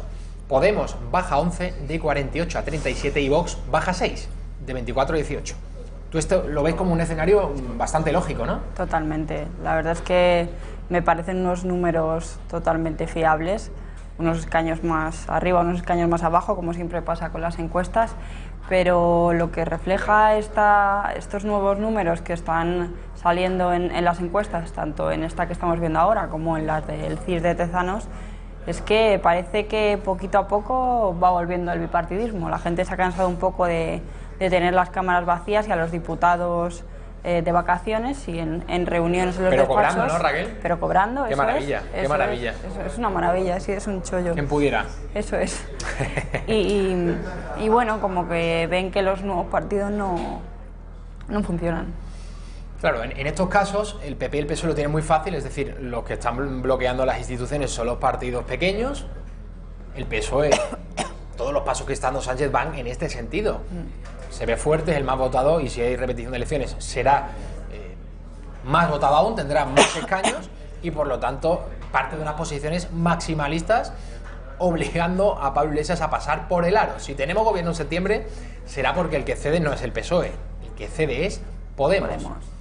Y ahí tiene esa disyuntiva el señor Iglesias. Por un lado, ¿cómo le explico a mis votantes que votar a Podemos es votar al PSOE? Porque si tampoco van a asumir grandes partes de nuestro programa, los señores del 15M que vinieron para acabar con el bipartidismo, la casta, tomar el cielo por asalto, todo este tipo de cuestiones, complicado explicarlo al votante, que además el votante de Podemos es bastante combativo, se lo cree, tiene bastante, en fin, gusto y amor por la política. Y la otra opción, la de abocar a unas nuevas elecciones, sabe el señor Iglesias que va a sacar menos escaños. Sí, pero es cierto que, bueno, yo pulsando la opinión de los militantes de Podemos en los foros internos que tienen, he visto que ha aumentado mucho esa opinión de quizás ha llegado el momento de pactar con Pedro Sánchez y formar un gobierno de izquierdas en el que tengamos algo de protagonismo antes de que vayamos a una repetición de elecciones y perdamos totalmente la fuerza.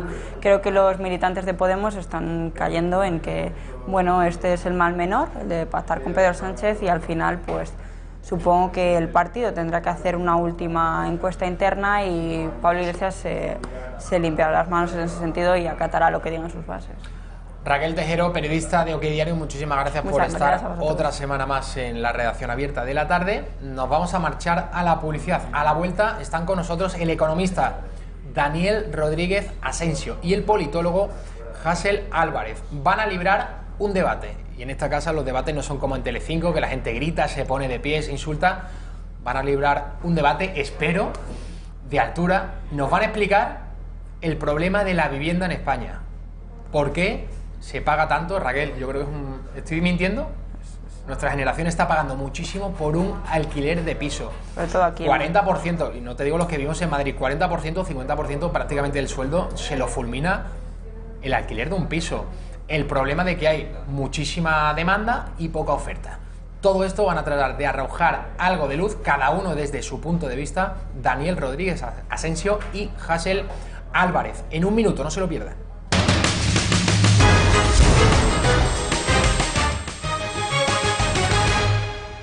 Seguimos en la redacción abierta, ya muy bien acompañado, bueno, está bien acompañado durante todo el programa, y vamos a abrir un debate, creo que bastante interesante, a propósito de uno de los temas que, en mi opinión, los grandes medios de comunicación no hablan todo lo que debieran. Es un problema real del día a día, y tampoco hablan los políticos. Entiendo que los grandes medios no hablan porque, como normalmente se suele hacer seguidismo de las agendas que marcan los partidos, pues de este asunto no se habla. Estamos aquí todo el rato hablando de los pactos, de si hay gobierno, de si no hay gobierno, de que si vamos nuevamente a las elecciones, pero mes a mes muchos jóvenes españoles, y ya no tan jóvenes, se las ven muy tiesas para pagar el alquiler del piso. En el caso de Madrid, la ciudad en la que vivimos nosotros, los pisos están cada vez más caros y el 40 y el 50% de muchos sueldos van destinados a pagar el alquiler del piso. Seguro que a ustedes les suena esta historia, que no les estoy hablando en chino. Bueno, pues vamos a empezar ya este debate. A mi izquierda tengo a Hasél Álvarez, politólogo. Muy bienvenido, Hasél. Bien hallado. Y a mi derecha tengo a un conocido por todos ustedes, aunque Hasél también ha estado esta temporada en alguna ocasión en el programa, Daniel Rodríguez Asensio, economista del Club de los Viernes. Muy buenas tardes. Bueno, primera pregunta que os planteo. ¿Debe el Estado regular el precio del alquiler y el de la compra? ¿Quién quiere empezar? Lo primero, yo creo que hay que hacer un pequeño apunte sobre la magnitud del problema. No es un problema a nivel nacional. El 78% de las familias españolas, en España hay más o menos 18 millones de hogares, 18,2, el 78% tienen un hogar en propiedad, es decir, el precio del alquiler no les afecta. En segundo, el precio del alquiler ha superado máximos desde antes de la crisis en 6 capitales de provincia, es decir, no es un problema ni que afecte a toda la familia ni a toda España. Es un problema localizado en ciudades como Madrid, Barcelona, San Sebastián y algunas zonas costeras, y por lo tanto hay que tratarlo como tal y sin demagogia. ¿El Estado debe regular el alquiler y la compra? Pues principalmente debe hacer lo que debería hacer el Estado en todos lados, que es establecer unas reglas de juego con las que todos podamos jugar. Desgraciadamente ya lo regula, y para eso voy a dar un dato. En Madrid, dos datos, perdón. En Madrid, las viviendas sujetas a IBI, al impuesto sobre bienes inmuebles, desde el año 2012 se han incrementado un 18%. Y sin embargo, la recaudación efectiva por IBI se ha incrementado un 82%. Es decir, si yo soy un arrendatario y me subes el IBI 100 euros al año, o lo que sea, lo lógico será que eso se traslade al inquilino, especialmente en un contexto de aumento de la inseguridad. Segundo dato, Madrid en 2014 se construían unas 8.000 viviendas al año, nuevas. Ahora mismo estamos en 5.000.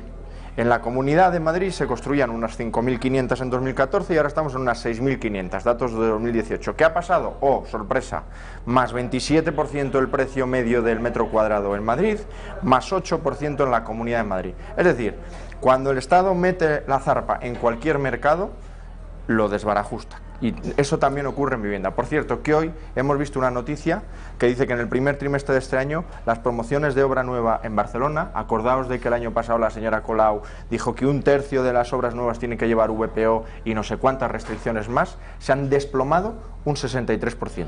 Ya me diréis lo que va a ocurrir con el precio. Pues yo te voy a llevar la contraria desde las bases ontológicas, desde el principio de todo, porque es una cuestión nacional. O sea, la narrativa minimizadora de que, bueno, esto afecta a unos pocos, es una cuestión nacional de primera instancia. Incluso ahora desarrollaremos que es una cuestión europea, porque afecta al modelo europeo entero, frente al chino o al americano. Pero entrando a lo nacional, lo es porque está en juego un bien jurídico principal de la Constitución, que es, en el artículo 47, el de la vivienda, que además repercute en otros bienes jurídicos principales de la Constitución, como son el derecho al descanso, el derecho a la sanidad o el derecho a la educación, que están todos relacionados con el modo de vida y con la vivienda.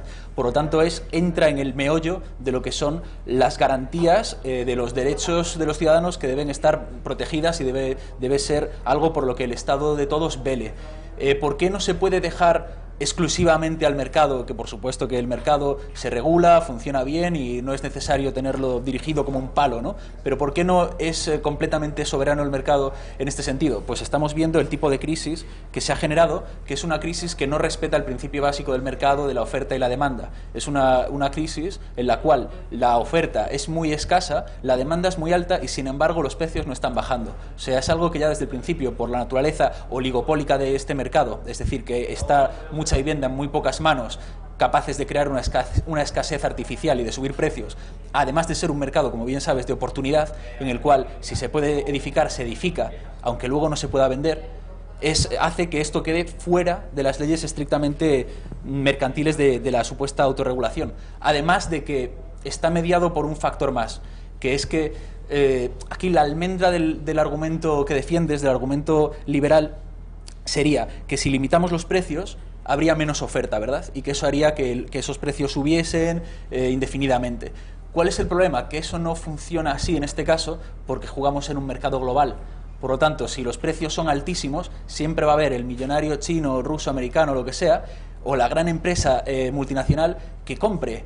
El nacional español no va a poder comprar, pero siempre va a haber un gran capital que sí pueda comprarlo, haciendo los procesos de todos conocidos de gentrificación y de desplazamiento, con un efecto expansivo que consiste en desplazar a los ciudadanos y a las medias economías cada vez más lejos de las ciudades y de los puestos de trabajo, como si fueran siervos que no pueden vivir en palacio. Bueno, ante ese argumento, creo que con un dato lo dice todo. 96% de las viviendas en alquiler en España son propiedades de familias, de individuales, de particulares. Es decir, 96%, no es ni un 50 ni un 40, no, es un 96%. Si vamos a las grandes ciudades como Madrid o Barcelona, como mucho estará en torno al 90%. Es decir, eso de que se concentran en pocas manos es un mantra que se repite mucho en los medios de comunicación, pero la realidad es que no es verdad. Son familias ahorradoras que compran una vivienda y la ponen en el mercado de alquiler. Con respecto al globalismo y a la globalización, pues mira, eso no solo vienen a España, sino que van a toda Europa. De hecho, uno de los factores que están detrás de la subida de los precios de alquiler en toda Europa es la bajada de los tipos de interés. O sea, hay una correlación inversa entre la disminución de los tipos de interés en Europa y en Estados Unidos y incluso en China, y unos precios tanto del alquiler como de la venta disparados. Por otro lugar, comentas que la oferta y la demanda, o sea, una oferta estancada, precisamente por la entrada de la mano gubernamental y de los ayuntamientos, que como sabes es quien concede licencias de obras, muchas veces a su antojo y sin normas claras, quienes ponen el suelo a disposición de los constructores, o en el caso de Madrid y Barcelona, quienes no lo están poniendo, ya acabo de dar datos, y otras muchas cosas, pues en fin, esa ley de la oferta y la demanda no debería llevar a un aumento del precio. Bueno, es cualquier mercado, una oferta estancada y un aumento de la demanda, el precio se dispara. La prueba irrefutable de que es un problema de oferta es que los pisos en alquiler no duran ni un día en Madrid, ni un día. Salen y desaparecen al precio al que estén. Y eso significa que es un problema de oferta. Vale, tenemos efectivamente mucha demanda y poca oferta. En el caso de Madrid es más que evidente. Me gustaría ahora que vosotros planteéis soluciones reales a este problema. Es decir, hay mucha demanda y poca oferta, y como ha apuntado Daniel, efectivamente cuando hay un piso que se pone en alquiler rápidamente, ya hay 3, 4, 5 interesados. Bueno, pues aunque se haga siempre esta caricatura de que lo que se pretende desde las administraciones es controlar totalmente el mercado, hacer una tabla de precios, algo de este estilo, yo creo que no tiene que ir por ahí. O sea, primero tenemos que ser conscientes de que la vivienda es algo que, aunque afecte a pocos, como dices tú, es una cuestión realmente de interés general para todos, y que tenemos que saber que partiendo de la base de que este sector no es algo que se pueda dejar exclusivamente al albur de hacer negocios, o sea que el mundo de los derechos ciudadanos no puede ser el mundo de la especulación y de hacer negocio con ellos, sí que es necesario establecer unos marcos, unos cauces generales sobre los precios, sobre las ventas, que es algo que el mercado privado pide también, que los fondos piden, que los negocios hosteleros piden, para saber en qué condiciones, lo que tú has dicho, en qué condiciones vamos a competir y qué normas básicas vamos a tener. Entonces, en ese sentido, por ejemplo, la empresa privada, tú lo sabrás bien, Uber o BlaBlaCar, ellos mismos, a la gente que trabaja para ellos, saben darles una horquilla para el precio de los servicios que ofrecen, en las cuales ellos pueden escoger, vale, pues yo pido tanto dinero por mi servicio, pido tanto dinero,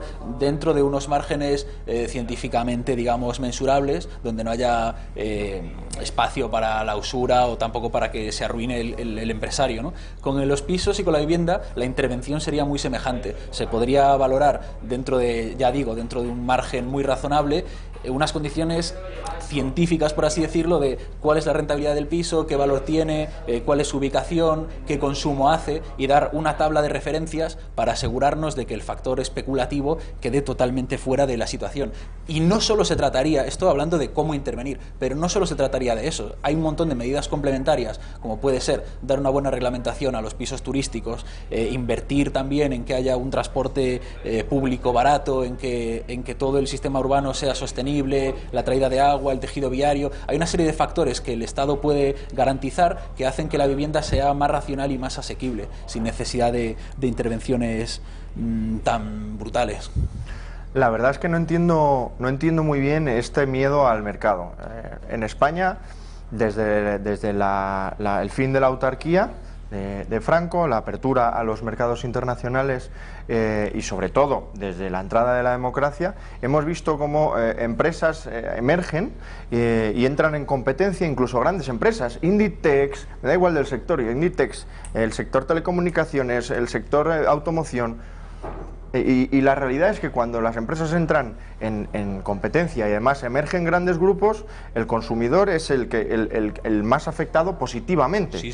Bajan los precios, mejor servicio, más posibilidades tienes. Entonces, pero unos cauces definidos, ¿no? Con unos marcos definidos. Pero es que ese es el problema, que ahora el marco no está definido. Es decir, los constructores van a un banco y dicen, oye, yo quiero crédito para financiar una promoción nueva inmobiliaria. El banco le dice, pues es que te tengo que dar el crédito carísimo porque no sé cuánto vas a tardar en conseguir las licencias de obra y en hacer los trámites administrativos, y por lo tanto esto que me estás pidiendo, no sé cuál es la rentabilidad de este proyecto, es decir, la incertidumbre es muy alta, ¿de acuerdo? Entonces, ante un problema generado exclusivamente desde la burocracia, desde la función pública, la solución es una función pública más definida y transparente. Yo no digo sin función pública, yo digo el plazo administrativo para la concesión de una licencia de obra, X días, da igual que sean muchos o pocos, pero que esté claro.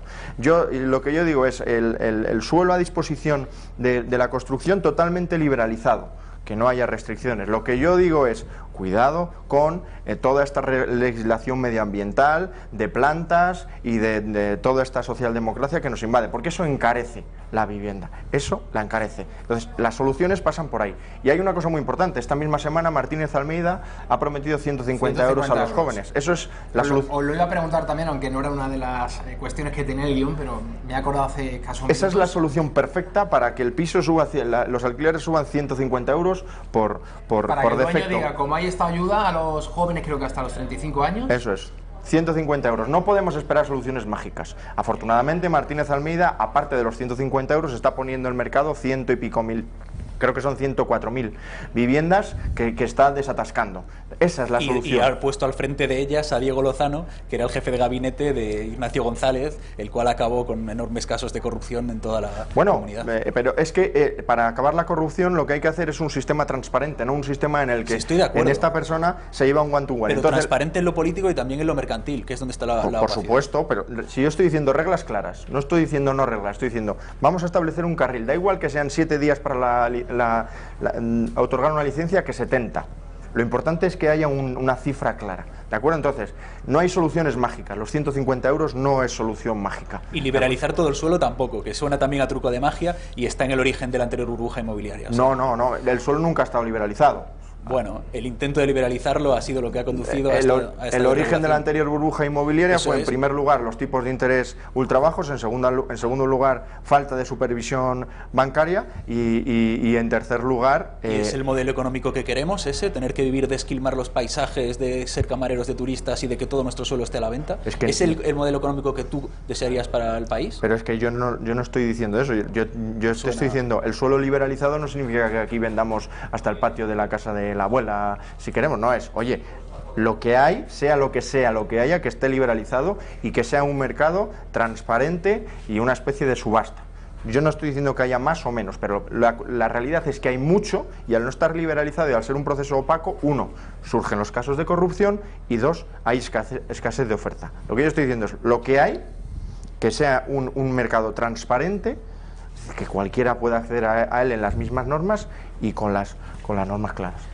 Un episodio que quiero plantear y recuperar. Íñigo Errejón, líder de Más Madrid, y por cierto, dicen que está tratando de presentarse a las elecciones generales, sino de convertir la marca Más Madrid en Más País para, en el caso de que haya repetición de elecciones generales, poderse presentar en esos comicios.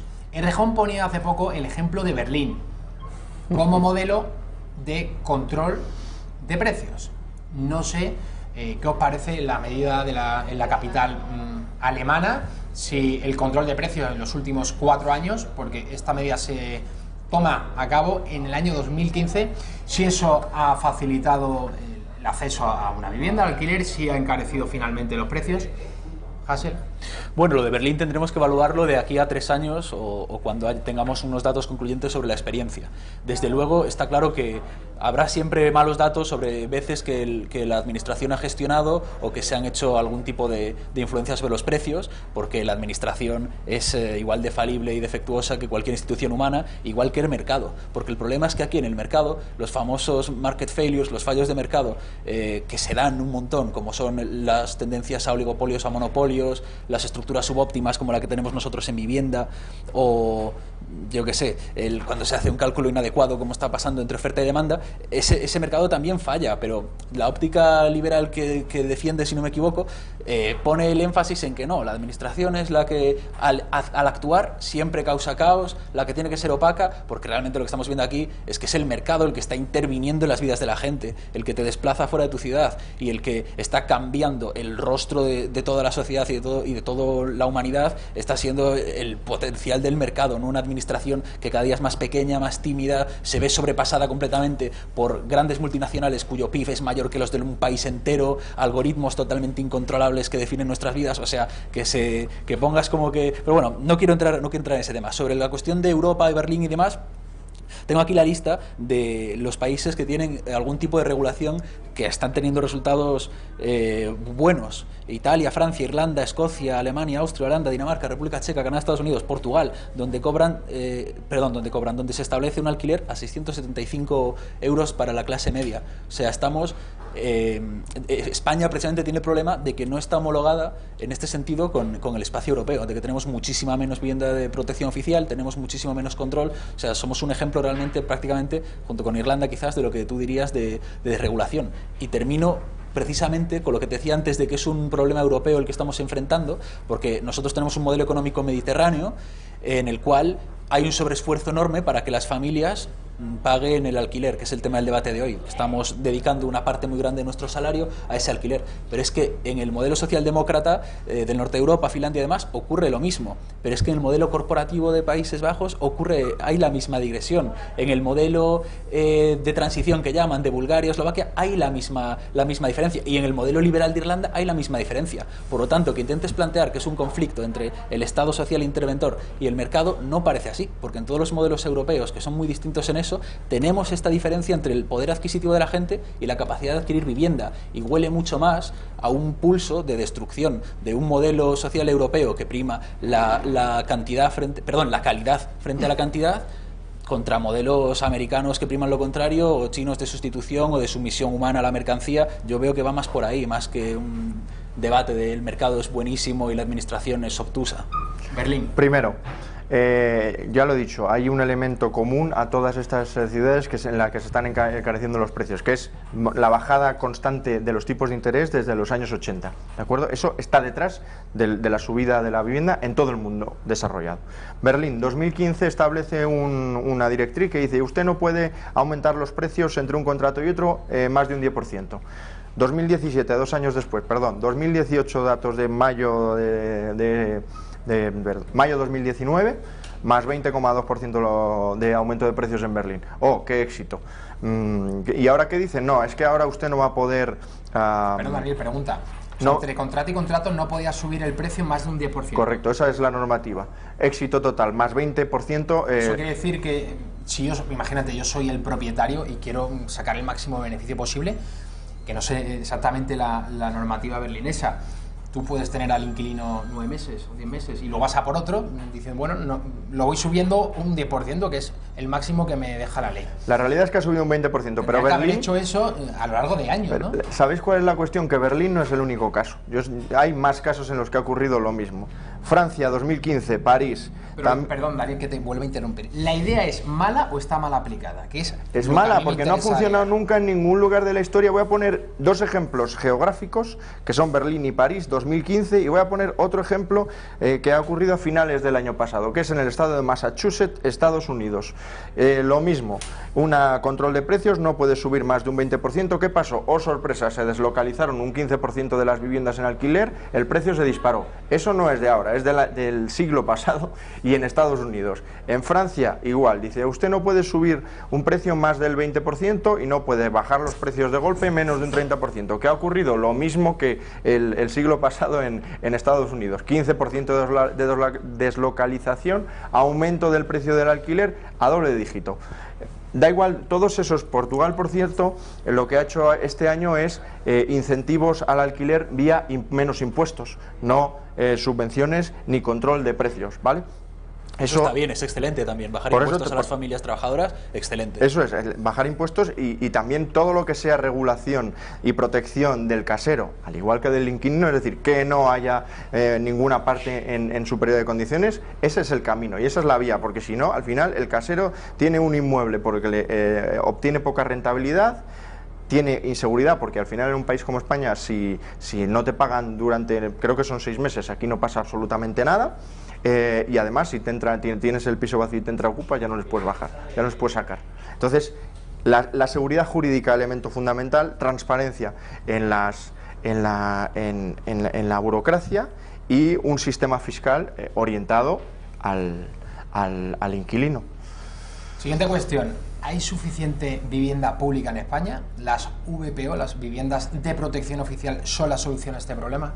Hasél. Son una parte grande de la solución, claro, es excelente que el Estado pueda utilizar su función de participación en la economía para ayudar a familias que no tienen capacidad de acceder a un derecho básico como es la vivienda, siempre es una buena noticia. La cuestión es que España, y es que esto no lo puedes rebatir, macho, la cuestión es que España tenemos menos vivienda pública que ningún otro sitio. O sea, si te quejas de que Alemania lo hace mal, pues por lo menos permítenos estar a su altura y tener las mismas posibilidades, porque es que, por ejemplo, Dinamarca o la ciudad de Viena tienen un 24% de viviendas de protección oficial y en España tenemos un 1%. Tenemos, fíjate, aquí en Madrid me dieron el dato, tenemos 6.000 inmuebles de protección pública para 17.000 familias que están en la lista de espera. Solo está por detrás de nosotros Grecia en Europa, que no tiene, o sea, está por detrás Grecia porque está quebrada, pero España es el siguiente país en la cola. Repito, un 78% de las familias españolas tienen una vivienda en propiedad, que eso es algo que no ocurre en ningún sitio de Europa. ¿Vale? Un 78%, eso en primer lugar. ¿Por en qué segundo lugar, ¿Por qué tenemos esa economía de propietarios? ¿A costa de qué? A costa de que no hemos tenido una buena vivienda de protección oficial, a costa de que... Pero que es el 78% de las familias sin necesidad de vivienda de protección oficial y en toda Europa no existe. Pero es que hay gente que sí tiene necesidad, tú no puedes invertir en un lado quitando del otro. En segundo lugar, el 50% de las VPO en España en 2017-2018, no me acuerdo, se hizo en Madrid. Madrid, la Comunidad de Madrid, el 50%. En tercer lugar, ¿en qué año, perdona, me dices? 50%. ¿En qué año? Digo? No sé si en 2017 o 2018. El año pasado o el año anterior. Tercer lugar, ¿qué ocurre con las VPO? Es el desincentivo perfecto a la meritocracia y al intentar mejorar tu nivel de vida. Tenemos un ejemplo en Madrid, aquí, claro, que son las famosas 600 de Tres Cantos y la que se ha liado. La realidad es que una vivienda subvencionada y un cheque en blanco, digámoslo así, es el incentivo perfecto a no tratar de encontrar un mejor trabajo, a no hacer muchas cosas para intentar salir de una situación que efectivamente no es positiva. El viejo argumento de que si tú ayudas a un pobre estás subvencionando la pobreza. O sea, a mí me gustaría haber visto a un apóstol diciéndole a Jesucristo, no le des panes y peces, que van a haber muchos más y van a querer más panes y peces. O sea, vamos a ver, la función solidaria y social es la base de la cultura. O sea, no me puedes decir que sí. Que ayudar es hacer vagos. O sea, es que eso es hasta racista. No, que es que yo no digo eso. Es hasta anti-español. Lo que yo estoy diciendo es que desincentiva, no es hacer vagos. Lo que estoy diciendo es que hay que establecer incentivos para que no ocurra lo que pasa con las 600. Que ocurre, y eso no lo digo yo, está ocurriendo, que hay gente que después de 10 años con una vivienda en régimen de VPO no puede salir de esa vivienda porque no puede pagar otra cosa.